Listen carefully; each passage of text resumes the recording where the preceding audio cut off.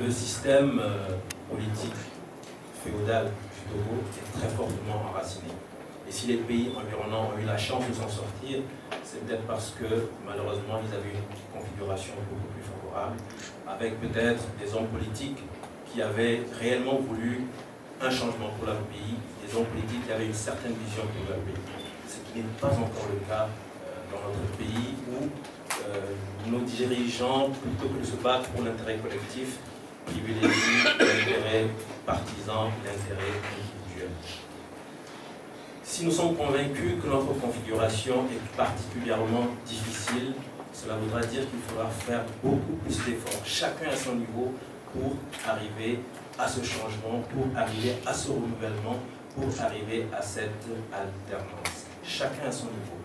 L'Église catholique a fait un effort, certains ont défendu cet effort de l'Église catholique, je suis tout à fait d'accord, mais je persiste à penser que l'Église doit faire encore plus.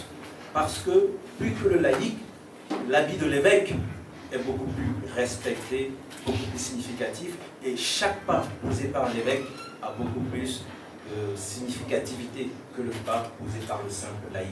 L'Église a fait des efforts, je le reconnais, mais l'Église doit faire encore plus. Mais il n'y a pas que l'Église qui doit faire plus. Nous, citoyens, qu'est-ce que nous devons faire? Nous avons l'impression effectivement que le citoyen togolais est actuellement versé dans l'indifférence. C'est vrai, il y a certainement des raisons. Je n'ai pas expliqué ces raisons. Il faut dès à présent que nous commencions à nous relever et à nous battre. Vous savez, le monde universitaire, on dit que c'est le temps de la réflexion. Combien d'universitaires voyez-vous se mettre devant le peuple pour dire la vérité au peuple? Je suis très surpris, agréablement, de rencontrer quand même quelques collègues universitaires aujourd'hui dans cette salle. Et je voudrais juste les encourager. Il faut qu'on fasse en sorte qu'il y ait encore plus d'universitaires qui se lèvent pour dire la vérité non partisane à ce peuple. Il y a des questions d'intérêt national et on n'a jamais vu les universitaires prendre position. Je crois que c'est une lacune grave et il faut qu'on commence à apporter une solution par rapport à cela. Nous passons notre temps à jeter la pierre aux partis politiques en disant qu'ils ont mal fait ci, qu'ils ont mal fait ça. C'est peut-être vrai, mais nous, au sein de la société civile, nous avons encore beaucoup de choses à faire. Ce pays est à construire. Prenez tous les domaines, que ce soit l'économie, c'est la corruption. La santé, le système sanitaire est sinistré. L'éducation, le sport, même le sport, nous n'arrivons pas à mettre en place un simple championnat national. Qu'est-ce que nous sommes en train de réussir à bâtir dans ce pays? Rien.